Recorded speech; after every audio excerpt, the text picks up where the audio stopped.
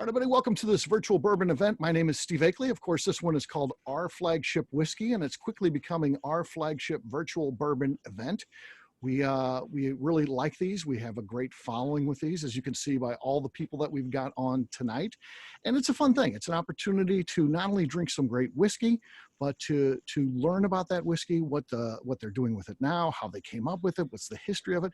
And then we also talk a little bit about the future as well, because of course we're talking to craft distillers, and what they're creating right now might be different than what they envision that 5 years from now, 6 years from now. So with that being said, we're going to be talking to 4 great distilleries today. They are going to be as follows.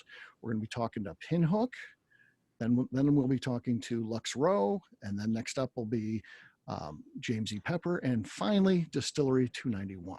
So first up to bat is going to be Alice Peterson. She is the CEO of Pinhook, the New York-based distillery. And I think they've made some great inroads. They've got some really fantastic stuff. And Alice is going to be talking about her bourbon today. So Alice, how you doing? I'm doing well. Nice to see you, Steve. Nice seeing you again. Absolutely. Yeah. Former guest on the Bourbon Show. So as is, I think, everybody on here. So go back and listen to those shows if you haven't done so already. That's the tryout. Yes. Yeah. Once we vet you through that. Yeah. Then once you graduate to video. Yeah. Got it. Well, I'm so glad to have made the cut. Yeah. So tell us a little bit about Pinhook and what you've got going on before we talk a little bit about your flagship whiskey. Sure. So Pinhook is about to celebrate our 10th year of existence, and we've been releasing initially bourbons since 2014, initially in very small batches. One of our founders is a guy named Sean Josephs, who had sort of grown up in the restaurant business as a sommelier. And while he loved tasting and sort of experimenting with the sensory aspect of wine, he was not so fond of the price point at which that came and what that meant about accessibility. So he became very interested in American whiskey back before the boom began, and opened a restaurant called Char No. 4 in Brooklyn that was thought to be sort of the first, American whiskey focused, dedicated spot outside of Kentucky at the time. So he went on to open 2 more, one in New York City, or Manhattan, I should say, and then in New Orleans. And eventually was interested with 2 other partners in seeing what it meant to actually create this spirit that he had dedicated so much time and energy to. So started out by just buying 20 barrels from MGP back in 2011, and that's where sort of the story begins. Fast forward to 2020, this is the first year that we have released whiskeys, and we now release 6 expressions a year. Okay. As well as a single barrel program from our very own custom barrels. So we don't have our own distillery. Pinhook actually, as a term, means buying baby thoroughbreds and holding on to them with the hopes that they'll mature into something great, and then selling them when they're actually ready to run and compete as a racehorse. And so that's very much the approach that we take to bourbon as well. As where our expertise is not in sort of the distillation process, and we've partnered with the wonderful folks at Castle and Key Distillery on that front. So are some of you all familiar with Castle and Key and what they're doing in Frankfurt? Okay, it looks like a lot of people. For any of you who don't know, Castle and Key was the Old Taylor distillery that was built in the late 1800s, a very beautiful sort of storied site for making whiskey. And in the 70s, when Clear Spirits kind of took over, it was abandoned. So friends of ours bought it in 2015, 2016. And we had the opportunity to become one of their very first contract customers. So they have restored this place lovingly to its former glory, and are making beautiful whiskey there that benefits from the legendary limestone filtered water and local grains and all of those good things. And so 2020 and what we'll talk about today, what we'll taste today, is the first year that we've had the great pleasure, the great honor of putting that in the bottle. And actually, because Castle and Key has yet to release their own brand, it's the very first bourbon that has come out of what was the old Taylor Distillery for now nearly 50 years. So it's been really fun to get to share that with people, including all of you. Mm-hmm. So we're going to be talking specifically about your bourbon today. You also do rye releases as well. So, but tell us, because we're going to be tasting the bourbon, tell us a little bit about the brand and what your goal is, what you look to accomplish with your bourbon.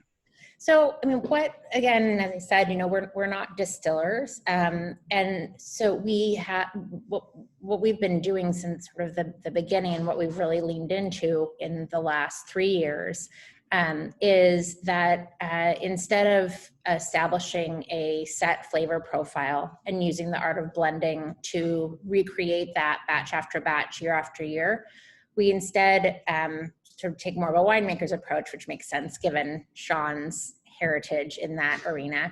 And so what we do instead is start each year or each vintage by tasting through the barrels, sort of discovering, what's interesting, unique, what we love most about them, and assembling them into a, unique blend, and then determining a proof that we think makes that blend best come to life. Mm-hmm. So instead, instead of kind of using those two pieces to create the same whiskey time after time, we're sort of freeing ourselves from that and just trying to create the very best whiskey that we can. We do that in these sort of 3 different expressions. So the first is this one, which is what we would say is our everyday bourbon. We tend to proof in the 90s, so in some cases a little bit higher in the alcohol content. This particular year, 2020, we set the proof at 95. That's where we felt like it was drinking best. And we also do this in a high proof version. So again, because sort of our hallmark has become this proofing process, it's not cask strength, but we proof it, usually in the teens. So this year's, it was 114. Mm-hmm. So same family of barrels, same general fill date, but we do those 2 different iterations. We'll talk in a bit, if you have time, Steve, about what we're doing with our vertical series, which is a little bit different, but, I'll leave it to you. I think, it's probably worthwhile to go ahead and give this a taste if people are ready for it. Absolutely. Let's get our pour out again. We're doing the Pinhook one first, so grab that one out. Should be first on your mat if you're following along via that. And give that thing a pour. Got a lot of whiskey tonight. The next one we'll be talking about a little bonus on this next one. So yes, a good special delivery to receive. Yeah. In terms of mash bill, the mash bill that we created in the lab with many of you probably know of Marianne Eves, formerly Marianne Barnes, mm-hmm. Who was the original master distiller at Castle and Key. So Sean and Marianne sat down together and really tasted through what does each grain contribute, and where they ended up was with a mash bill for Pinhook, which is they're not distilling for anyone else. That's 75 corn, 15 rye, and 10 malted barley. I think we tend to really love what malted barley does. Our rye is high in malted barley. And so, while we didn't go super high on this one, was definitely one of the ingredients that really stood out in that exploration that they did in the lab back in 2016. And Alice, the questions come in. I want to know on the bourbon that we're getting ready to try here. Was this made at Castle and Key? And we know that the rye was. Is the same thing with this too? Yep. Okay. Yep. All right. And this is our first. So the high proof version of it came out first. Okay. It's just based on sort of how we structure the year. So the high proof version came out in the spring, and this has been on shelves for 3 weeks. So this is really brand new, and available out there, but on a newer basis. So the way kind of our packaging works is that you're always going to see the orange wax on our flagship bourbon. So year after year after year, look for the orange wax. Okay. The last version of this we had actually released in 2018 of MGP barrels. And the way that we sort of denote the sets of barrels and the vintages is by the racehorse that we are featuring on the bottle. So this is the first time we've had a filly or a female horse on one of our whiskeys. So I'm particularly excited. This one's name is Bohemian Bourbon. And next year there will be another horse.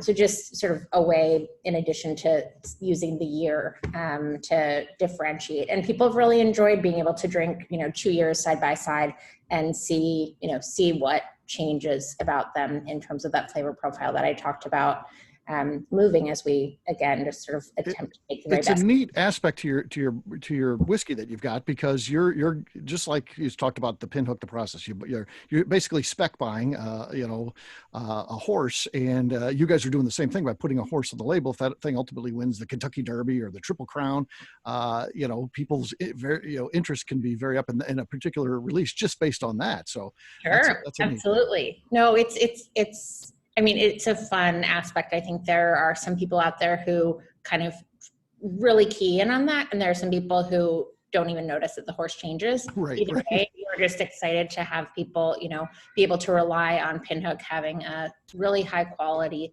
that we, instead of, again, same flavor profile, we're looking to consistently achieve the marks of, length of finish, complexity on the nose, complexity on the palate, alcohol integration, et cetera. All right. What should our experience be? What should we kind of be on the nose, taste, that type of thing as we get ready to enjoy this? So, we've been really big into transparency since the beginning. I think, early on we were being really upfront about sourcing from MGP before a lot of folks were doing that. And so one of the things that you may have inferred if you were doing a little bit of math is this isn't a particularly old bourbon. So we these barrels were filled in 2017. So it's really right at the 3-year mark. I think that being said, we're pretty proud of the, for lack of a better term, how smooth we've been able to make a relatively, young whiskey, but you're not going to get a lot of wood on it.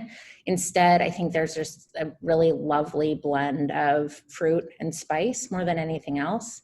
So that's what I get when I taste it. I'm not the sensory expert around here, so I'm always even more interested in what they. So let's give it a taste and see what we come up with. Cheers, gang. Cheers. If you don't mind just adding, taste-wise, what you're coming up with on the comments, we like to share those. Danny was first one up. He says bread and nuts on the nose. Yeah, definitely get that.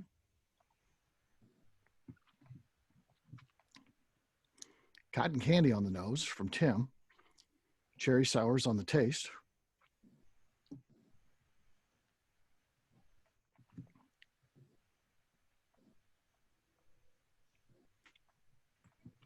The rye spice comes in really nice on the tongue. It does. It's got definitely a little spicy on the tongue for sure.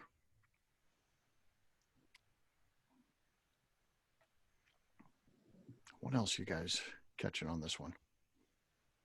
The 95 seems to be a great proof for it, by the way, Alice. It's nice. Very nice. And our goal is to make something, really versatile. And one thing I should say is that we've been pretty dedicated to that idea of accessibility, and so have resisted the temptation to raise price on a craft spirit because the market will bear it. So this is meant to be on the shelf at $38 with the idea that it's hopefully beautiful enough and special enough that you can not only enjoy it but would share it or celebrate with it as a straight pour. Mm-hmm. But that it's not so sort of precious that you can't put it in your nightly cocktail. Right. And so we wanted to proof it at a place that it really stood up and could be enjoyed in either of those manners, that you would still get the quality of the spirit even if diluted with other ingredients or with ice. Mm-hmm. Yeah, and I'll say the spiciness even gets to the roof of my mouth, so it's good. It's very good, very enjoyable experience sipping on this one. All right, here comes one here. Just a little bit lighter than apricot on the nose, bit fruity. This baking spice, maybe a little bread. Nice. Mr. Evan Van Scoik.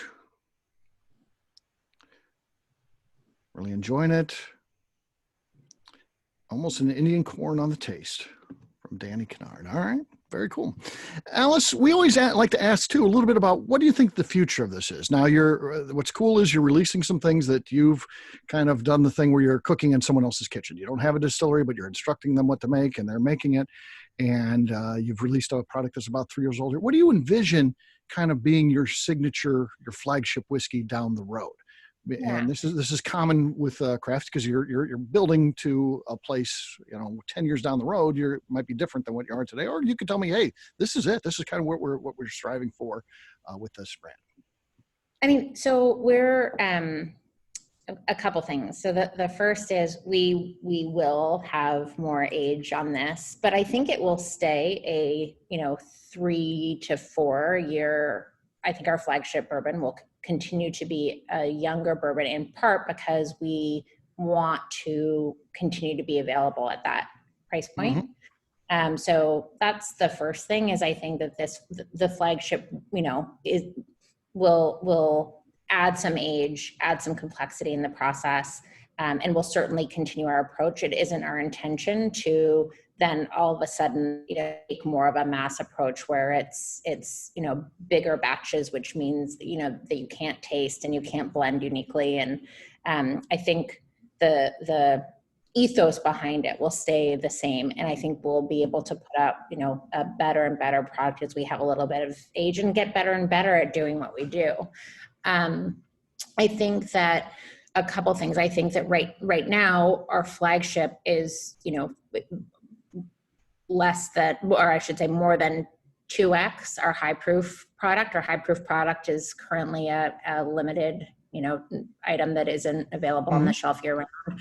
We've been really focused on keeping the flagship available year round. We don't always get it exactly right. And, a couple folks were out of stock for probably 6 weeks between vintages. But, again, accessibility is the name of the game for us.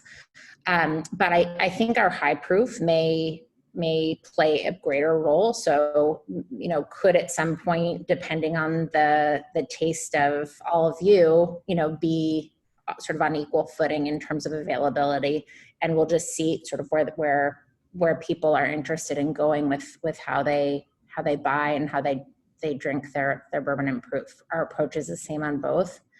The other two things worth mentioning are we're really interested in experimenting with age, even though we aren't focused on age. So what we've done with our MGP barrels, now that we have our own, bespoke Castle and Key distillate, is that we've swept them aside and we're releasing them in even increments every year. So you can see what the exact same barrels do as they go from 4 to 5 to 6 to 7 years, all the way up through 12 years. Oh, nice. So it's called our vertical series. We're just about to release our 5-year, so the second bourbon in that series. So, I can also imagine this same, each year's set of Castle and Key barrels feeding into a Castle and Key version of that series, if indeed, it's as interesting to taste that development as we sort of believe it's going to be. The final thing is I think we'll always, even if we, really just stay at Castle and Key and continue to make all of our whiskey there, which we have no intention of, changing, but we are excited to continue to do this more traditional, what we would call pinhooking of whiskey, meaning interesting collaborations. We have 10 Wyoming whiskey barrels that we picked up several years ago that are aging at Castle and Key. We're excited to do something with them. So we want to continue to keep that spirit of sort of experimentation and transparent experimentation where we get to do this thing we love to do, blending and proofing with all sorts of different inputs, and see what we can come up with. And so that will be something that you'll continue to see from us. Okay, very good. You got time to stick around for the end for a Q&A. We'll have an open Q&A. Absolutely. Excellent. And I need to chase through these other whiskeys before me. Okay, very cool. And then how do you find this on the market? Kathy's in Missouri, so they don't have it in Missouri. Pinhook's not there, but you can get it right across the river in Illinois, and just search your liquor stores. If you're looking for a couple of the older ones and things like that, you'll find them. So you just got to do a little hunting for sure. And we've recently done something. We're in 25 states. We've recently started a text to shop program. So if you text, and I can give you the information, Steve, if you do a follow-up email, or you can find it on our Instagram.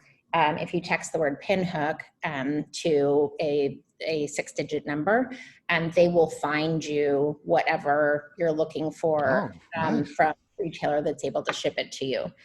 So it's made it a little bit easier to find either things that are, prior vintages, or try to get your hands on some if you're not in a state that is stocking it on the shelves. So we'll send that out to you. Very cool. All right, next up from Lux Row. Unfortunately, John Rempe was going to be with us, their master distiller, under the weather today, not able to make it, but that's okay. Landon Foster, their lead brand ambassador, is stepping up, and he's going to help us out. Hey, Landon, how you doing, man? Hey, everybody. Good to see you guys. I'm glad to be here. Sorry I'm not John Rempe tonight, but like you said, he is a little under the weather, so you've got me instead, but we're still going to try some of our great bourbons. So yes, I am the lead brand ambassador at Lux Row Distillers. I'm happy to be here. So yes, and of course, we've got a couple extra samples tonight. That's because Lux Row weren't good at following instructions, but in the best way possible. They're like, we want to send you 3. And I was like, we haven't had a complaint yet when we sent extra whiskey. That may start sometime, but it is, we've had that happen in the past too. And everyone seems okay with it. So that's good. So we thank you for that, actually. If we have to break the rules, then it's by giving more bourbon. So that's okay with everyone. Absolutely. So tell us a little bit about Lux Row. Tell us a little bit about Davis County, what you guys are trying to do with that as well. Of course. So if you're not familiar with Lux Row Distillers, we are a brand new distillery in Bardstown, Kentucky, the bourbon capital. Broke ground early 2016, opened to the public in 2018, started distilling then. However, our company, Lux Co., has been around for a little over 60 years now. We started in 1958 in St. Louis. So we are in our hometown, of course. So we've been there since the late 50s. We actually started out as the David Sherman Corporation. So we were just a bottler and distributor of private label products. Over the years, it got passed down through the family. And now we're home to actually over 70 brands, not just bourbons, vodkas, gins, rums, tequilas, you name it. So we've been in the business for a while. We've owned 6 bourbon brands, at least since the early 90s. So you're going to try one of those today. Okay. And the Davis County, was this a historic brand that you guys, found and brought back, or what's the deal with Davis County? It is actually. The brand actually dates way back to 1874. Wow. Davis County, it's an old one. Hasn't been around as much recently, of course. There's a city in Kentucky called Owensboro. It's actually about the halfway point between Louisville and St. Louis. Owensboro back in the day, pre-Prohibition, was home to a lot of distilleries, actually second to Louisville.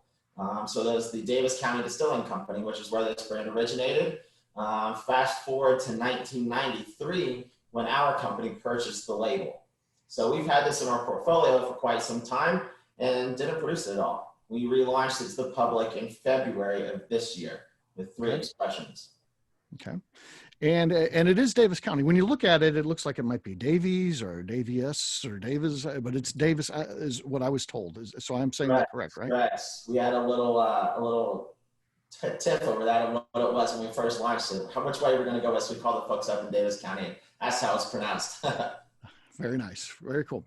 So you've got 3 different expressions here.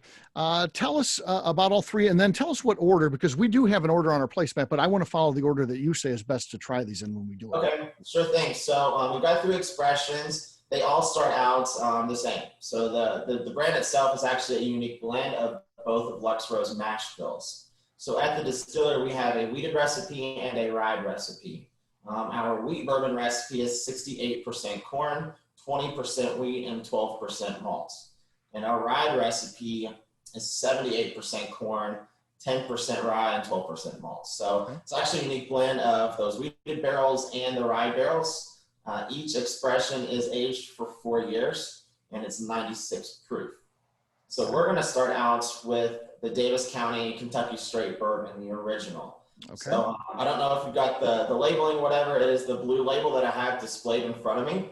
That's the first one that on your placemat. It is the Good first deal. one. Good deal. Yeah, I don't have the placemat in front of me. John still has it at his house. Yeah, so. John got him, but yeah. Right now. It sucks for me because I can't get to try anyone else's bourbons. He's got them all, and he'll try them later on. Oh yeah. It worked out okay for him. Man. Yeah, but go ahead and get a good whiff of that aroma. This one's very light. I'm gonna let the people in the chat room tell me what they smell and what they taste on this one. All right, gang. As Landon says, if you want to type in what you're catching there on the nose, that would be great. And if you want to go ahead and give it a taste as well, you can provide some of those notes too. So this one is going to start out fairly smooth. At least I think so. We all taste different things. I think it kind of hangs out closer to the front of the tip of my tongue in the beginning. As it finishes, it gets a little spicier as it goes down. You start pulling out some of that rye. So this one, I get hints of maybe a little bit of honey, a little vanilla, and then it starts getting into a little bit more of those cooking spices towards the end. Mm-hmm. And you're right, it does have a slow fuse to it. It heats up a little bit after you drink it. So classic cherry vanilla on the nose from Evan V. Cherry on the nose, common here. Butterscotch. You do get a little butterscotch cherry right on the nose as well. Yep. Green walnut from the Bear. Definitely, there's a lot of people, coming in with nutty or cherry, and then we got butterscotch. So that all sounds. I love the feedback. I'm not one of those people that like to tell you what you taste. I want you all to tell me. Mm-hmm.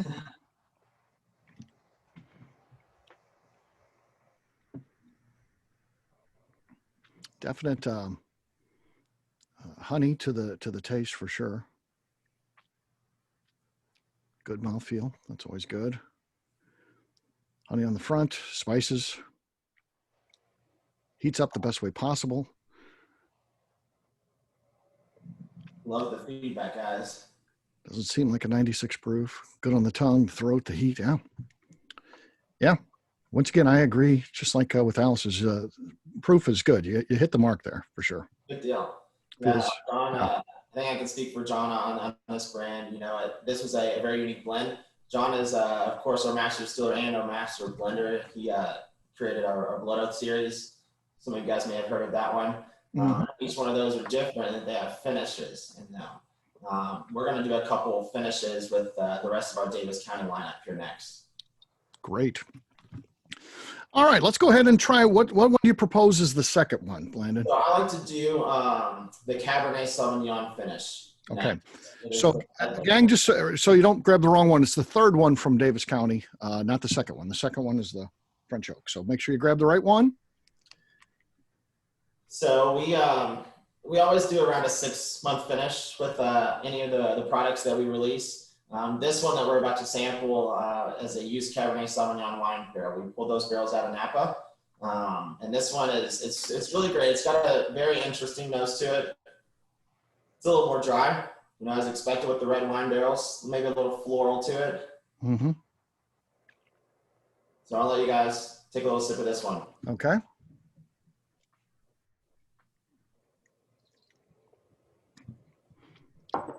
Definitely a little sweeter than the straight bourbon blend with this one. Mm-hmm. Yeah, different experience. A little bit softer. Doesn't heat up quite as much as the other one.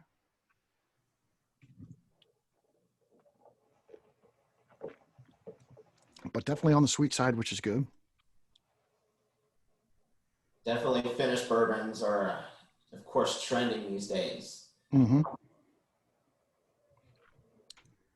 Justine notes she did color coordinate these based on the color on the bottle. So Justine does a great job. Thanks to Justine for packing up all this stuff and sending it out to you guys and the cool labels. And Thank you. Thank you for that. she likes it better than my handwritten labels, apparently, that I do when I send them out.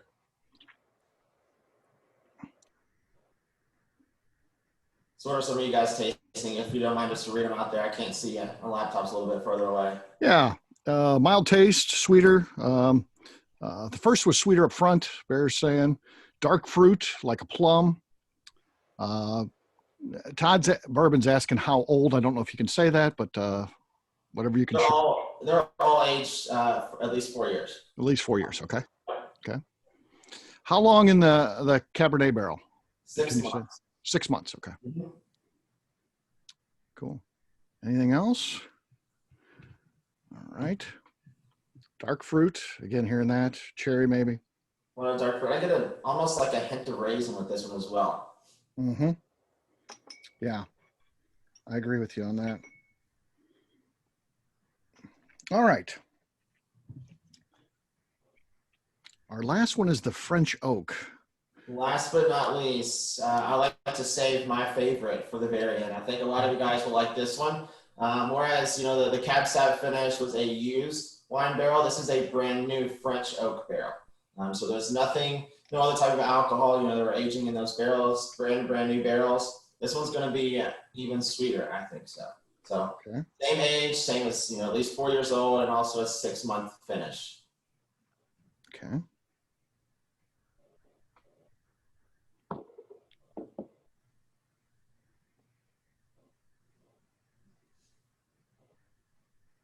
Yeah, unique about the French, I guess he just kind of covered that, so that one's covered.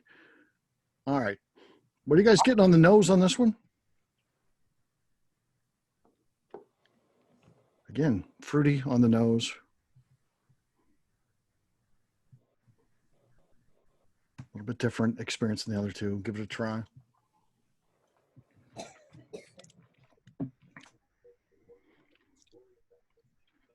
lot more spice and oak. Super smooth, honey and butter. That's good.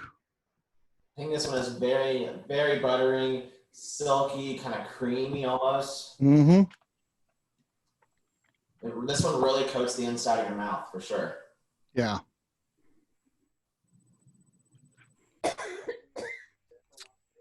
Scots want to know what's the difference between French oak and American oak. So, of course, a lot of bourbons are aged in American white oak. It's grown in the Ozarks and the Appalachians, Missouri, Kentucky, Tennessee, all the surrounding states. French oak is a little bit softer. So it's really not the best for aging bourbon in long periods of time. You don't get to capture it. It doesn't hold liquid as much. So French oak is a little bit softer. It's a little bit sweeter as well.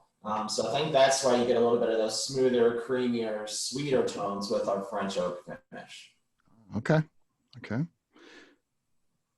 And someone asked, is that French oak, is it toasted or charred? Yeah, so I am unsure of that question. Okay. And I'm not going to make up an answer for you. That's good. Do that here. No, you could, and we would have just been, yeah. And then someone would have fact checked it, and yeah, you'd have got busted. So I think you did the right move. Very balanced through the whole taste. I think that's good. To me, it's just even. It's smooth. The experience is consistent throughout. Rick has all three in his hotel room. Nice. Full-size bottles, not just samples. So he travels with those apparently. Yeah. He holsters them when he's walking around in the grocery store and stuff, but then he brings them in his hotel. French oak is favorite. That's been my favorite too. Yeah. Long finish with the French oak. I'd love to hear of the three. What's everyone's favorites? Okay. We'll do a hands-up approach here. So going back to number one, their Kentucky Straight Bourbon from Davis County. Whose favorite was that one? Raise your hand. Okay. Okay. See, Hannah, keep the hands up. I got two screens here of people. So, okay. All right. Whose was number two? Number two. Cab finish. Okay. And finally, whose was the French oak finish? Oh, Dave cheated. He did two hands on that. Hey, if you like both, that's music to our ears. Yeah. Like So you had votes for all of them, I think is good. But it did look like the French oak was the most popular one. Yeah. So I actually just sent a quick text to John to get an answer out of him. And it's actually a heavy toast on the French oak barrels. Heavy toast. Okay. That's having an answer for you. That's good. That's good. Quick turnaround time too. So appreciate that. Another question for you. We always like to ask, what's the future? This product just came out in February. Is this kind of what you guys envision for that? Or you're like, well, down the road, this may be older, maybe a different proof. We may do it. What's the future hold for Davis County?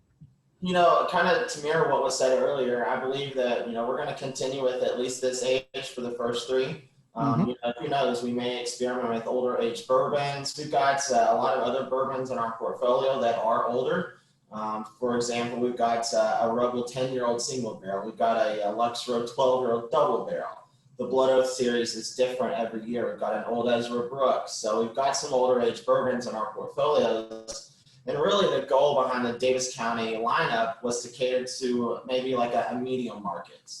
It's not, it's not a value brand. It's not the super premium brands. They retail anywhere between $40 and $50 generally. Mm-hmm. Okay. All right, Landon. Well, thank you very much for telling us a little bit about, your flagship whiskey, and hopefully you've got time to stick around and be there for the open Q&A. Absolutely. I'll be around. Thank you, everyone. Okay, my friend. You have to fake drink because you don't have the sample. Enjoy at least hearing about what's going on. Absolutely. Thanks, guys. So next up is Amir Peay, and he's going to be telling us about James E. Pepper. I don't know if you guys have gone and visited that distillery yet. I'm a little bit infatuated with the place that he's got there. It is so cool. His story's unbelievable. I mean, this isn't a guy who was, born into this and trust fund and he's just buying things. And this is a guy who worked his ass off and is able to buy a distillery. So you got to look up to that. And it's such a cool place, man. God, I went there and toured that place and fell in love with it. So Amir, tell us a little bit about James E. Pepper and what you got going on there. Thank you, Steve. It's a lot of fun to be here with you. Always great to talk with you. And I really appreciate all the kind words. You're very flattering. So maybe you can talk to my wife sometime. What a great guy I am. But yeah, it's been a long, fun journey. I'm definitely not some, polished, MBA guy or didn't come from private equity or tech or real estate. I mean, I was a bartender and a waiter for a lot of years. I studied philosophy in college, worked a little bit in the wine business in Santa Barbara, nothing fancy, nothing high end, just, bumbled around, but over the years really developed a knack for storytelling and great brands and a really good palate. I really enjoy good food and good drink. And as a young guy, that kind of evolved into whiskey. And I love history as well. And I've tried a lot of entrepreneurial things, most of which didn't do so well, but I learned a lot of valuable lessons. And one day I'm a big boxing fan and I was looking at some old photos of a very famous old boxing match from July 4th, 1910. It's called The Fight of the Century with Jack Johnson and Jim Jeffries. And by the way, if anybody would like to really get a more polished version of this story, you can go to our website, go jamesepepper.com, go to the history page. We even made a little 10-minute documentary with a great PBS filmmaker. Kind of tells the story probably in a better way. But I was looking at this old photos, Library of Congress photos of these two boxers, and in the ring, in the middle of them was this big banner. It just said, James E. Pepper Whiskey, born with the Republic. And here I am sort of trying to get into the whiskey business and, trying to be an entrepreneur. And I just I've never heard of that whiskey brand. And this was in 2007, 2008, really before this whole American whiskey renaissance took off, right at the cusp of it. And, I just became kind of infatuated. I started looking at the brand and finding little bits and pieces of history, and everything you'll see on our website or in the museum at the distillery today or in that documentary. It all wasn't in one neat little place with a bow around it and I just copied and pasted it. I got little bits and pieces. and just realized, this is arguably the oldest whiskey brand in Kentucky history, if not in America. And it's just this tremendous story that I could just talk for an hour about nonstop. And I just couldn't believe that it had been in production from the American Revolution up until 1967, and then just abandoned and forgotten for over 50 years. Mm-hmm. So I decided, kind of a harebrained idea, well, how cool would it be to relaunch this old iconic brand? And I feel like it should be around. It's a great story, and I love stories and old brands and old Americana. So I was able to acquire the rights to the brand, and then embarked on what is now a 12-year journey of historical research to acquire all sorts of old things from the brand, full bottles, the original whiskey from before, during, and after Prohibition, old recipes, mash bills, production methods, tons of old memorabilia. I mean, just a lot, enough for a museum, which is what we have at the distillery, and we couldn't even fit everything in there. And then I was able to, wanting to relaunch a brand, but not having money to build a distillery, and no bank would loan me money for that. Or, I started to work with other distilleries to relaunch the brand. And I first worked with a very small one in Bowling Green, Kentucky, by the name of Corsair Artisan. You all might have heard of them. They're now kind of one of these darlings of the craft distilling space. This was before they'd taken off. We just had a little fun, made a little whiskey in their pot still with an old recipe. But then I wanted to grow it more, so I began to work with the Lawrenceburg Distillery in Indiana. I really liked that distillery. This is about 2010, I believe, before they're really well known. And what I liked about that distillery, I tried to work with some of the bigger ones in Kentucky, but everybody's very polite and said, Amir, we like you, you're a nice guy. We wish you a lot of luck, but we're going to pass on that. And then I found this distillery right over the river in Indiana.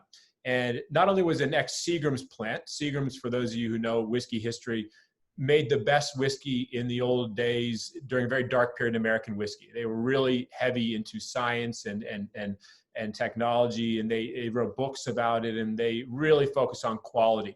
Four Roses was actually a Seagram's distillery, and some of the brightest distillers I know today were all ex-Seagram's people.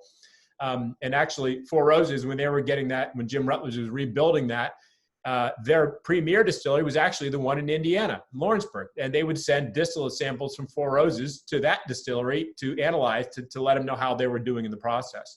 So when I found that distillery, and they were in a different place, kind of a dark period for them, because their parent company was in bankruptcy at the time. They weren't owned by MGP at the time.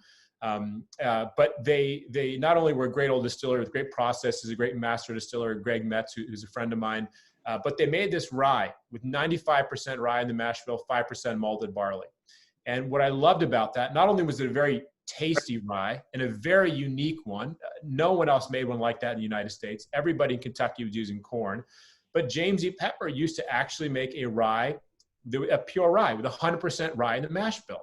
So I said, man, this is karma, or this is kismet, or whatever you want to call it. Like, we're meant to come together. This is a great thing. And the whiskey was great. So we began to work together, new fill production agreement, and relaunched the brand James E. Pepper under the 1776 label, which is what we're tasting here today.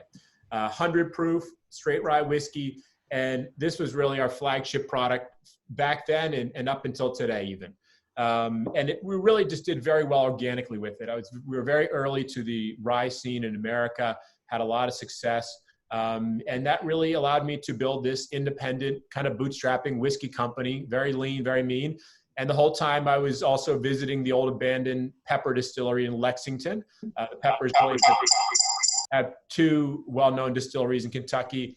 The first is known today as Woodford Reserve, which was built by Elijah Pepper, James's grandfather, in 1812.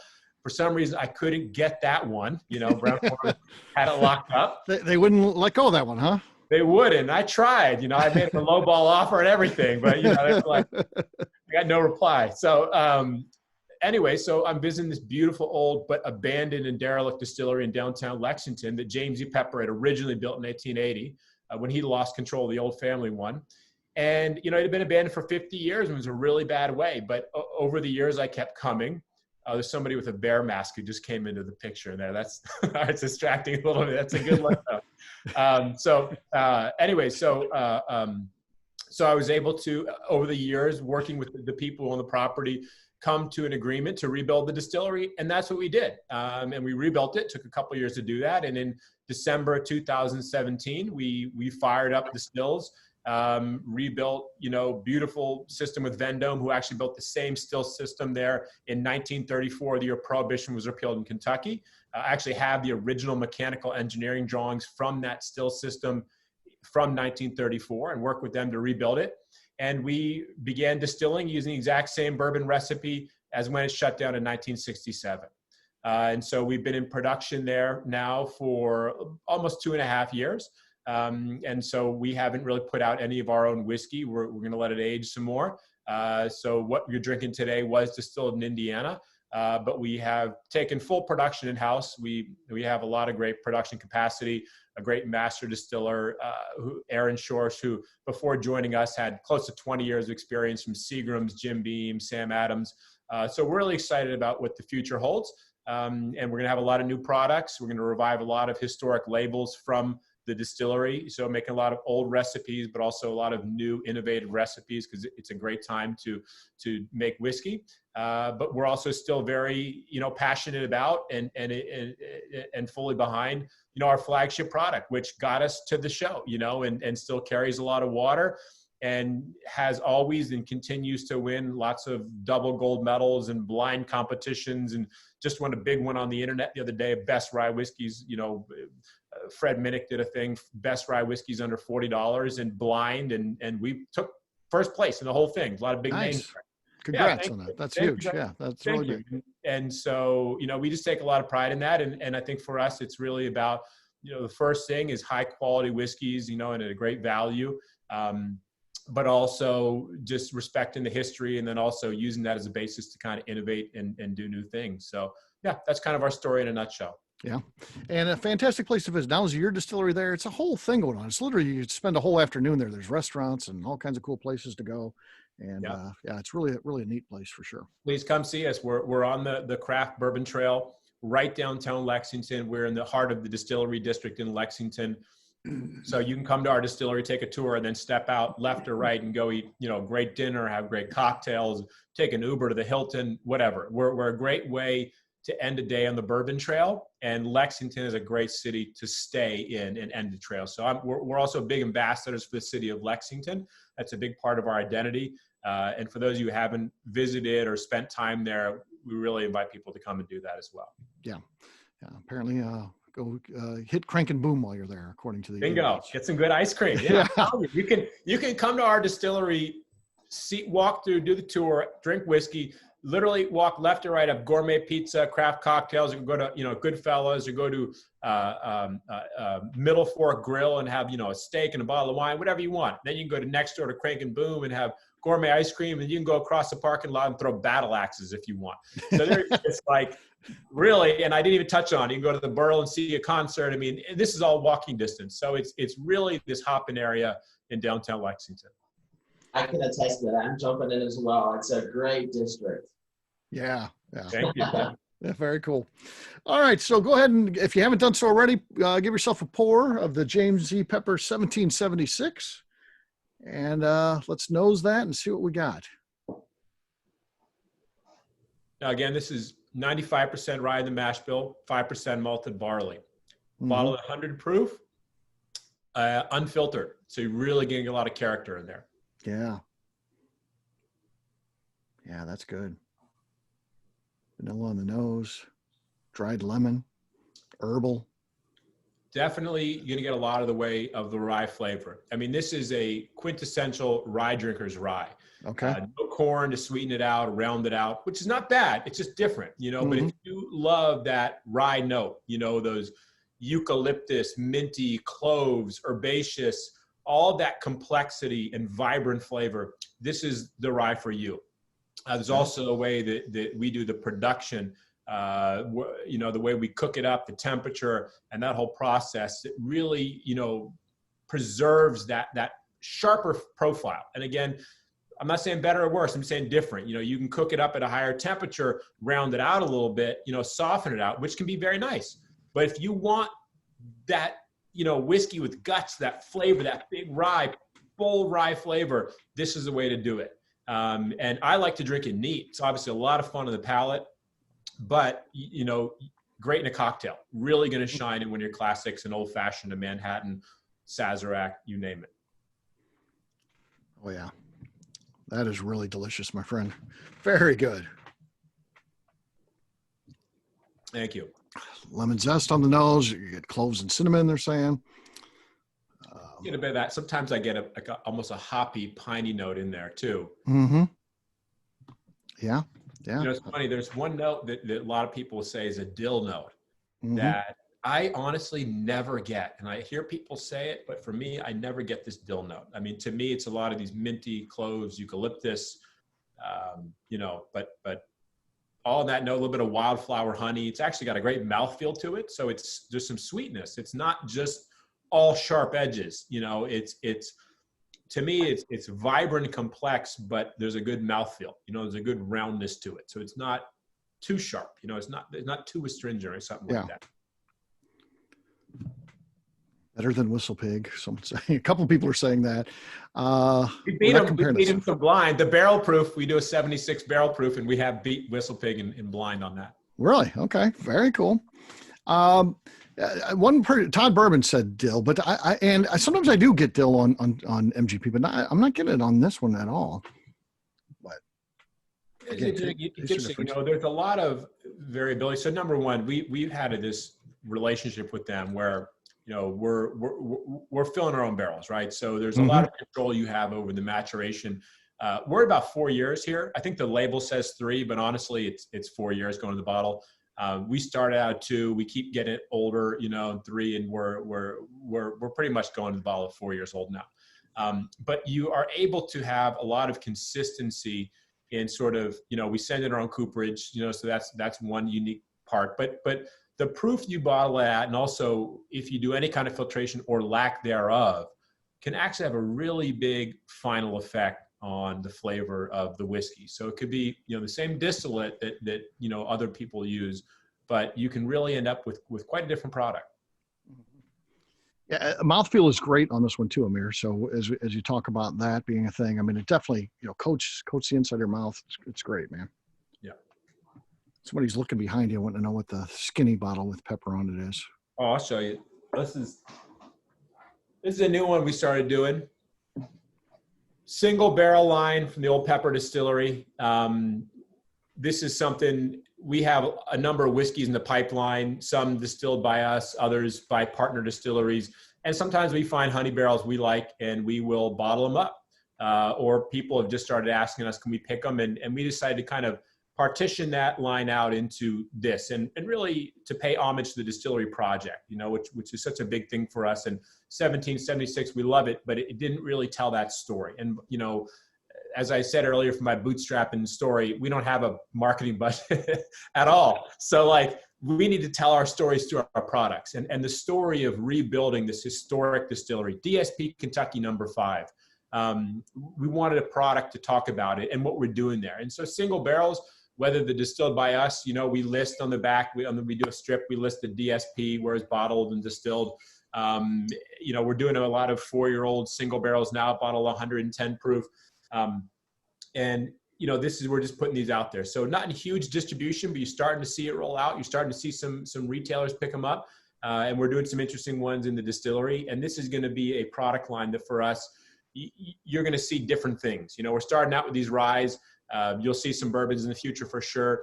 You might see later this year a single malt or two. You know, you might see some interesting things. So, right. I think we got a pretty good source here. So when he says might, I'm thinking we are. You might want to stop by the retail shop if you like, you know, American single malt, you know, or interesting things like, you know, 100% rye malt.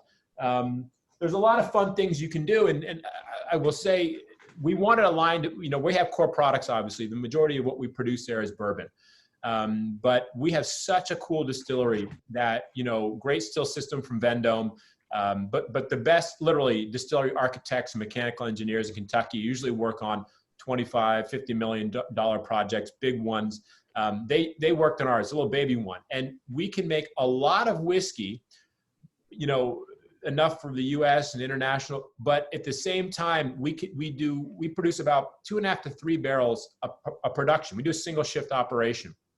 So that allows us to do a lot of really fun experimentation and not bet the farm on it. You know, in a really big plant, if you're trying something a little boutique, it can be really difficult because of the way the grain inputs are plugged in, you know, through the silos and all that kind of stuff, and then how many barrels. And so the thing about experimentation that we've found is, yes, you can do some really cool, great things that come out really nice, but sometimes they don't turn out so great, you know, and so it can be, you know, prohibitive to people if you're betting, if you have to spend a lot of capital, you know, in terms of filling the, you know, the fermenters and the number of barrels, and you don't know, and it's a big shift in a big plant, you know, this and that. But for us, we're nimble and small enough that we can do these fun experiments, but at the same time produce a lot of high grade whiskey, you know, in a consistent format for the core products.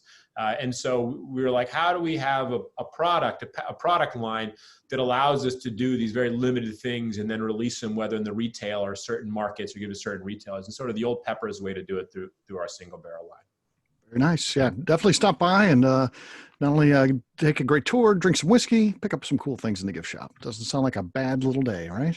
No. Oh, Tell me you know Amir, and you might get hooked up. Like, yes. Go back. You know, we were drinking whiskey the other week, so. Yeah. Take a picture of the screen and be like, "Hey, we were just hanging out. Here you go. Here we are. Here we are." There you go. All right. Well, Amir, you can stick around, I hope, and we'll have an open Q&A at the end. Okay. Cool. Great. Thank you, Steve. Thank you, everybody. All right. Cheers. Next up, talking about great personal stories. I mean, you know, this business is filled with great personal stories, but Michael Myers has one of those amazing stories, things that are, you know, hard to believe. And while I haven't been to his place, I'm committed to getting there because it sounds just fantastic. So I'd like to bring in Mr. Michael Myers. Hey, Michael, how you doing, man? Good, Steve. How are you? I'm doing very good. Yes. So very excited to talk to you today about your flagship whiskey. So if you don't mind, tell us a little bit about your distillery, as well as there's a t-shirt there, right there. Kathy's got on your t-shirt, it looks like. I saw. How about that? Yeah. It's awesome. Amazing. Bonus points. So if you don't mind, tell us a little bit about your distillery, and then let's talk about your flagship whiskey you got for us tonight. Okay, great. So Scott has a t-shirt on as well, I believe. Oh, yeah. $2.91. I was a fashion beauty photographer in New York. I went to Savannah College of Art and Design. I shot for Tiffany and Company, Estee Lauder, Chaps Ralph Lauren, you name a magazine except for American Vogue, and I shot for them. 9/11 happened. I lived 3 blocks from World Trade Center, was there on the street when the first plane hit. I didn't know I was drinking this much whiskey before I started, but but it is a tasting, so I should be used to it. Moved to Colorado, couldn't get back in our apartment. I have 2 sons that were 4 and 5. So moved to Colorado. My wife at the time, her parents lived here, and I commuted, then moved back to Colorado. Back to New York for a couple of years. Wasn't good. Moved back here. Was commuting. Felt that it was better to be with my family than move to New York and follow my fashion career. So I was looking for other things to do, and I was shooting Vanity Fair in 2010, around August 2010. Flying back on flight and read an article about Stephen Goss, who created Hendrick's Gin and Sailor Jerry, and more or less came up with the idea and branding and all like that, and thought I could do that with my fashion career, my marketing, my art world. And so I thought I'll just brand a whiskey. And I went to Mike Bristol of Bristol Brewing Company here in the Springs, who was a friend. And he said, get your license, I'll try and help. And so I started researching it. Someone said, why don't you try and make it first? You can always hire a distiller. And I'm like, I'm from Georgia. They make it in the woods. It can't be that hard. So, and I love the darkroom. I love cooking. So those kind of things come together. And I went to Vendome. I reached out to Vendome and asked them for a small still, and they had a 50-gallon still that was electric, and it was $45,000. I'm like, I've never brewed beer. I've never distilled.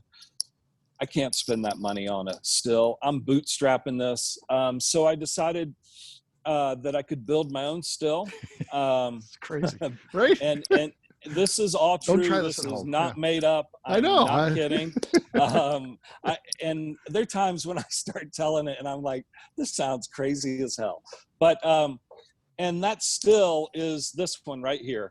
I know I'm using my phone, so it's probably showing up.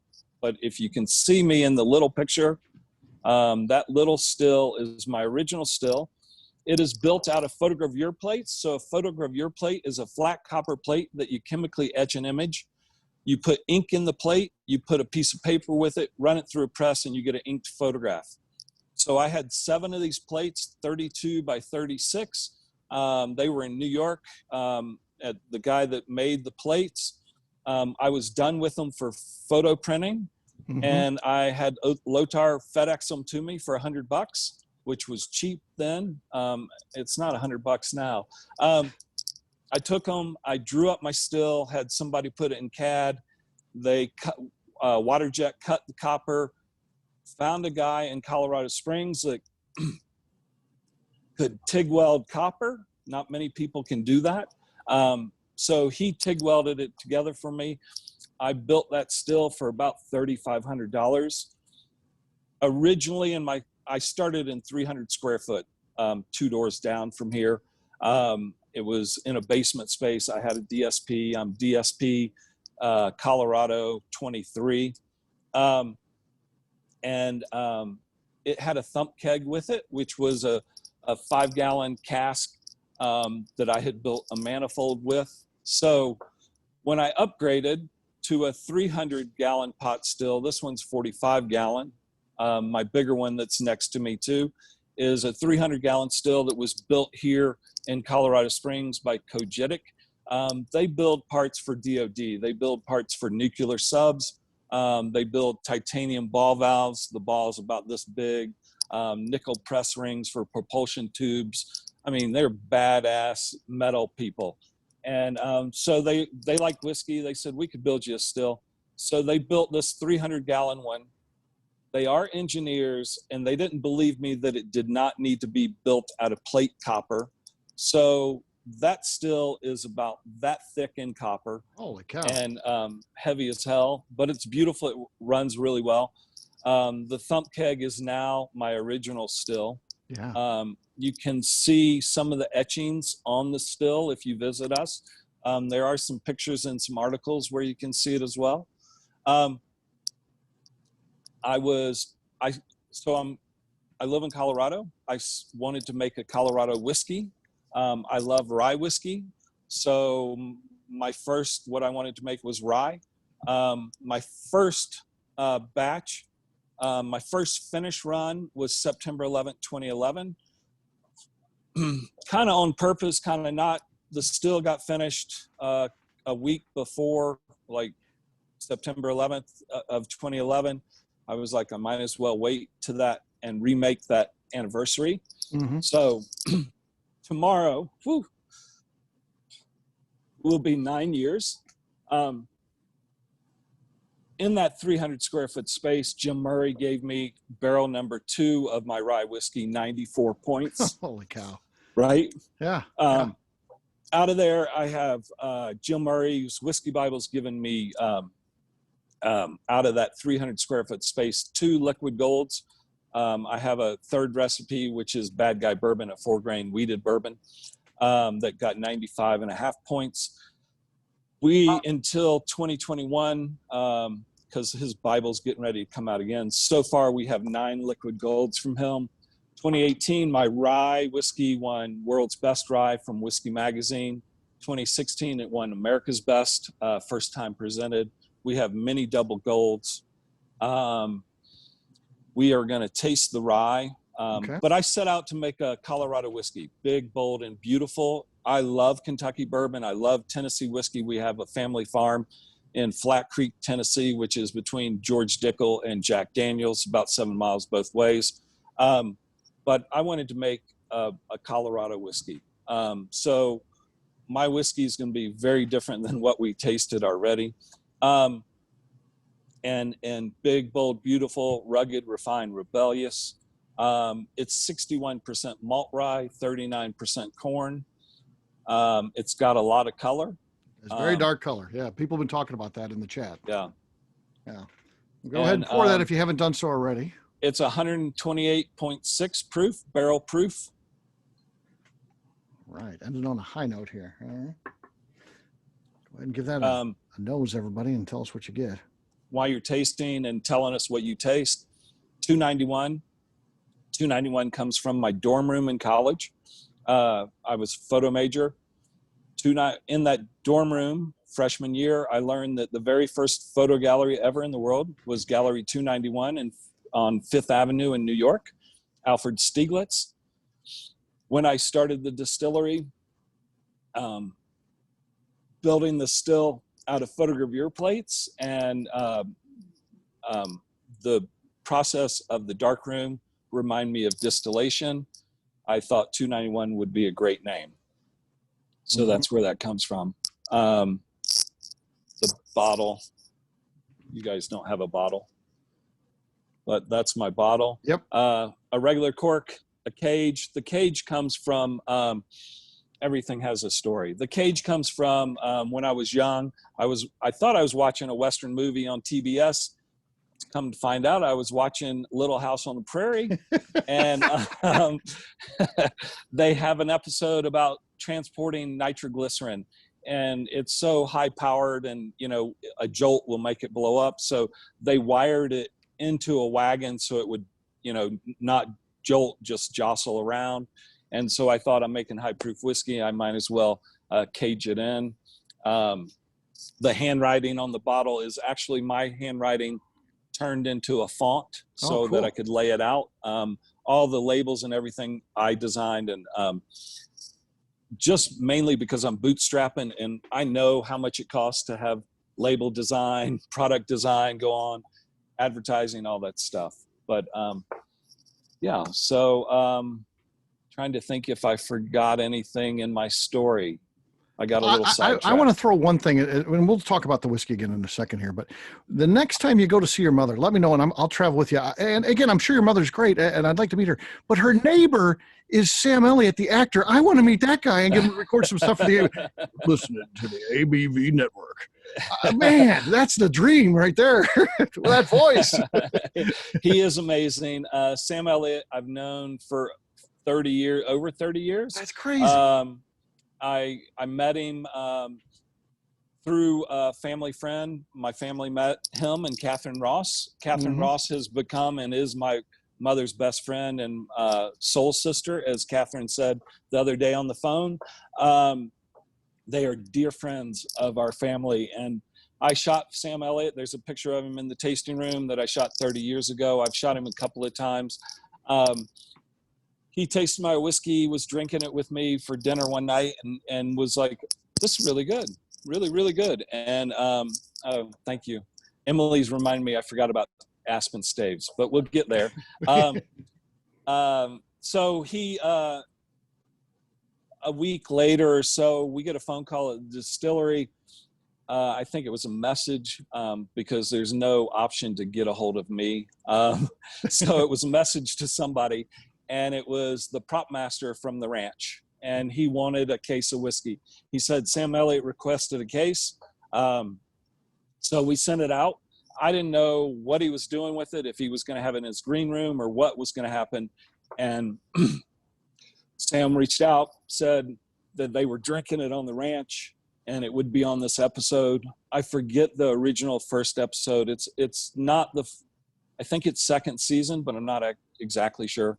But they drink it on the ranch. It's amazing. There's one episode where they throw it out in the snow, and there's another episode where they find it after the thaw or something like that. I'm sitting on set when they're filming that episode. But Sam's a dear friend. I talked to him a few weeks ago, or not long ago. And he's in Oregon, actually trying to drive back, and all the fires are going on there.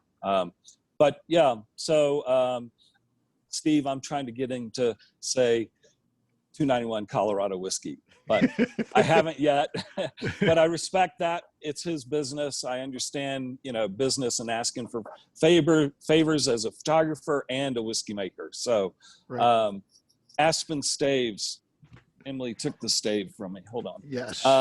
Emily sent me a sample with the stave in there, and the stave smells fantastic. I want my whole house to smell like that. Send me Right? 2,000 of those, and I'm just going to lay them around my house. So I wanted to make a Western whiskey. I wanted to have Aspen on the label. I started out first. I'm not traditional, but I started out. I believe in tradition. I'm just not traditional, and respect it. So I thought. Tennessee whiskey, Aspen, or charcoal mellowed. So we have 291 Fresh, which is Aspen charcoal mellowed, a white whiskey that we make cocktails with. We also have a White Dog, our rye, that we make cocktails with. And then I thought for the age about finishing. And so I decided that I would finish my whiskey on Aspen stave. So once the whiskey's close to done in the barrel, we pop the bung, take toasted pieces of Aspen and put it in the barrel. And then for our small batch, we batch the whiskey and then put Aspen in that batch. It sits for about 3 weeks, and then we bottle it. Yeah.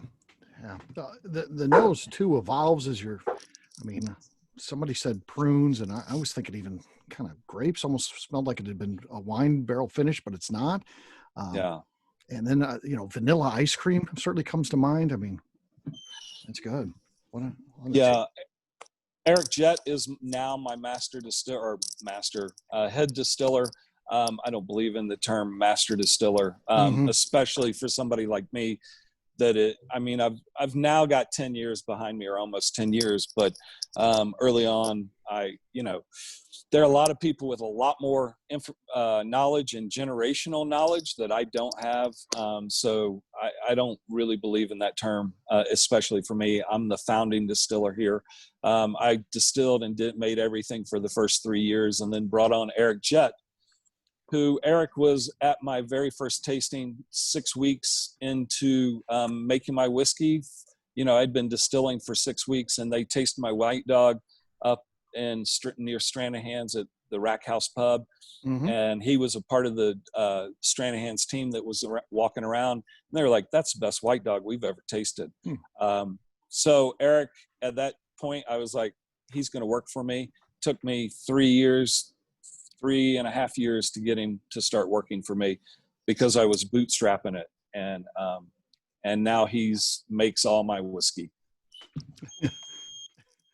So the audience here, if you guys want to weigh in on what you get on tasting notes and things like that, anything else? It is very good. I'll say that. No. Yeah, it's 128, almost 129 proof whiskey you're drinking. Yes. It doesn't come across as 128 proof, and so those are kind of get you in trouble, right? Yeah, drinking away. I'm just sipping some whiskey, no big deal. Yeah, so, very much so. Also, Ozarks. I don't know if people are a fan. Season 3, episode 3. Laura Linney and her brother character are talking at their dining room table. Big deal. And he runs around, grabs a bottle, pops. As he runs back around, he pops the cork, and that's why I have a natural. I want that sound, right? Yeah. So, and he does that, and Laura Linney kind of laughs about it, and I was like, "That's amazing," because that is 291 that they're drinking. Another friend I've known from college, Lane. She is wardrobe on there. And I was talking to her, shared whiskey with her, and she got it on the show. And she texted me and said that it was going to be on the show. And she sent me the script, and it was about a picnic when they were buying a horse farm, and they killed that.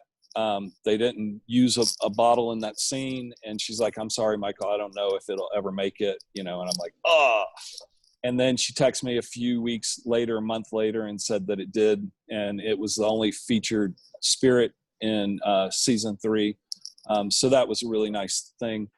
Another friend that I've known since I was 12 is a cameraman on Goliath on Silicon Valley, and something else at the moment I can't think. But it's on Silicon Valley, season opener scene. And then Goliath, it's up in the bar. He was trying to get somebody to drink it on there, but that hasn't happened yet. But, Cool. yeah, kind of crazy stuff. Yeah, that stuff has to be. That would never get old. I mean, that you can, you never would get tired of that. So very, very cool stuff. Well, Michael, really enjoyed what you got going on there. Spectacular whiskey all across the board. I want to thank all of our distillers and our owners and CEOs and the whole crew, brand ambassadors, everybody that came to represent that whiskey tonight. Really enjoyable stuff. And once again, we hit it out of the park with this one. I'll go ahead and open this up for questions now. If you guys don't mind, you can open up your mic when you're going to ask a question and then put it back on mute, just because it can be loud with 40 plus people on. So if you have a question, feel free to open up that mic, though, and ask away. And it can be to any of them. It can be just thrown out to all of them, whatever you want to ask about. Who's going to be the brave first person to? Got a question for Alice. Okay, go ahead. Alice, I've got a bottle of Pinhook. It's Bourbon County. Looks like it's a fall 2018 release. Can you tell me anything about that one? Yeah, sure. It's the predecessor to this one, right? With orange wax as well, twins, or at least siblings. So that was the first bourbon that we released that was available widely. Our previous releases had been like 15 barrels at a time, just in New York, Kentucky, and then later in Louisiana. So that was a big moment for us. And that was when we still were blending and proofing with MGP. So traditional MGP bourbon mash bill, but did really, really well for us. And so we would say that this is kind of the next generation of that. I mentioned earlier that we had taken those MGP barrels and had turned them into that vertical series, where we were releasing even grouping of them every year to sort of experiment with what happens with age. And you could say that Bourbon Country, which you have in your hands, is almost like age, the first installment of that. So that was the 3-year iteration of that group of barrels that has now become the vertical series. Very cool. You've been enjoying it, Brian. And Alice, you did share the number. It's just because there's a lot of chat and things like that. Do you mind sharing that again, the number that you text? If you're looking for Pinhook, and maybe a specific one. Yeah, and make sure I get it right, because I've made the mistake before. It is 926 848. 926-848. Yeah. I envision that going to Alice, and she's got like a spreadsheet of every account and what they have on stock, and then she responds back. That's how. Yeah, I'm up all night. Yeah, up all night. You got to be up 24 hours. I look forward to staying in touch. Yep. You should include what Danny has in inventory, because his wife's getting ready to make him sell his collection. So, Danny, who's on tonight's call, you should include that. Is that Bear? No, that's not Bear. Bear, no. Scanning. I see that. There is a Danny. It's his birthday today, so yes. But so wherever Bruce is, looks like he's got quite a collection too. Yes. Yeah. Some people showing off tonight. Yeah, for sure. All right. What other questions do you guys have? Or anybody on here? Hey, I just wanted to jump in. I want to say thank you to everybody for taking the time and being with us. Great opportunity. And I have tasted several of the products before, but it's really great to, like the Davidson County, I've had them individually, but I haven't had them all together. So it's really nice to put them all together at one time. And my goal in life is to make every distillery that I can. So, and I also wanted to, shout out, I'm in Michigan. So, our distribution really sucks, and we really don't get a lot of product. So I have to travel a lot, but I have to say this is a number 4-pack. It's probably my best or favorite Blood Oath.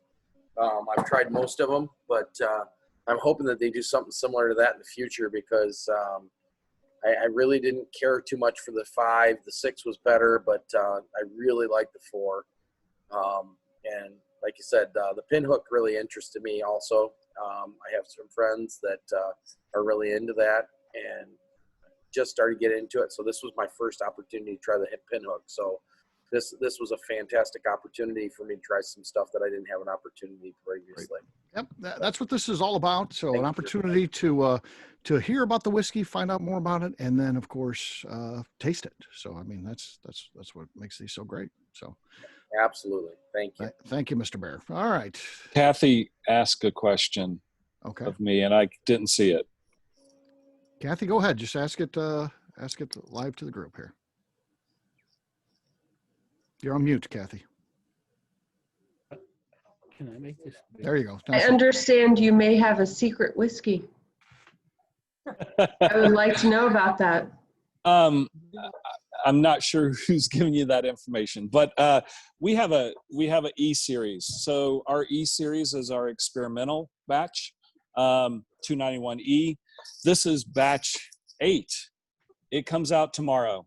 It is a blend of a wheat whiskey and a malt whiskey that we made in-house. We've done some single malt and some wheat, different things that we experiment with. Originally, we were going to release them separately, and then we realized blending them made it better. So that comes out in Colorado. Sorry, I wish it was all over the United States. We're in 12 states, but very little distribution.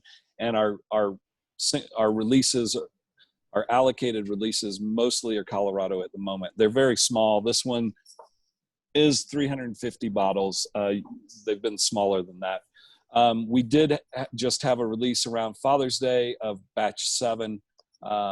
Every one of the E's is completely different. Batch 1 was a rye whiskey cooked up, cooked down. The bourbon was batch 2, cooked up, cooked down. The third was 100% malt rye. The fourth, failing, I don't know. So they're all on our website, I think.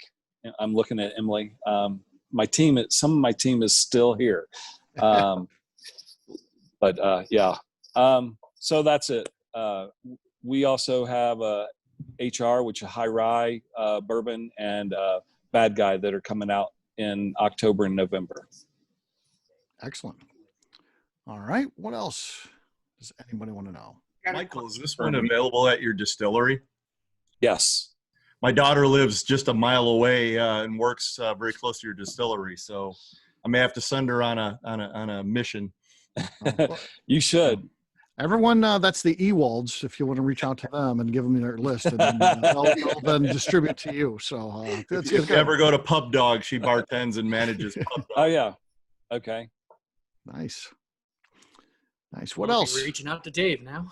Well, we're coming out in October, November for her birthday. We'll stop by and say, please come by. Please come by. Let me know before you get here. Yeah. Okay. Yeah. Got a question for Amir real quick. I just wanted to see if they're distributing in Texas. So Amir, what's your Texas distribution like? We are in Texas, and we should be available, especially for the core items, in most of the big retailers, Specs, Goody. Yeah, so we should be available at all the big retailers or the core items. Yeah. Awesome. Thank you so much. My pleasure. Thank you. Yes. Justine had a little bit left in each of the bottles, and she gave it to me. Now she's mad. She wants these back, and I said, no, those are mine now. So, yeah. So Justine, I don't think in the future will be giving me any leftovers in the bottle. So, all right. What else do you guys want to know? Anything about any of the whiskeys here? The folks here got a great team. Well, I appreciate you guys coming on. Okay, yeah, go ahead. So, I'm in Ohio, and I've been really interested in the 291, but I can't find it here. So I'd like to hear from the three of you, like, how do you get to Ohio? or how do I get it in Ohio? That's the question. Did you see the message from Emily about email her? And maybe that would help. I don't know. Yeah. The closest state is Kentucky to Ohio that we're in. We're in Kentucky and Texas. We're in a lot of, for us, a lot, not a lot of stores, but other stores or other states, we are very new opening. And so the distribution is limited. We just opened Arkansas and we shipped 3 pallets to them, which is amazing. But that'll be, that's a ways from Ohio, but Kentucky's your closest. I'm from Georgia. I have, born and raised there, high school, college friends, and they are all wanting it. And I'm like, we're not in Georgia yet. Right. So got to get that in the mix. Yeah. Got to make enough whiskey. And it, as we all well know, it has to age, and you can't go back in time. You can't go back in time. Right. Are you available in Michigan? Because often we go to Michigan. Are you? No, Wisconsin, and Illinois, but we haven't shipped whiskey to Illinois yet. So approved in Illinois, but not haven't shipped there yet. Okay. Good. All right. Well, gang, good. I think we did good. Had a good time. Tried some great whiskeys. The bonus whiskeys were nice. This is glad it's a virtual bourbon event. We got to do this one from home. six in an hour and a half. That's pretty strong. So thank you to all of our presenters today. Again, great job. We really appreciate you providing the whiskey for us to taste and coming on and spending the time with us to tell us your story and about that whiskey. That is awesome. Please do sign up. We've got an event next week, of course, for this group, but then we'll be doing this again in November. Though that is out there and for sale. There's a couple tickets left. So please get those if you haven't done so already. You don't want to miss out. I know several people that were on the first one missed out on this one because it sold out quick. So we do have some tickets left for November. Please get those, otherwise you'll get shut out.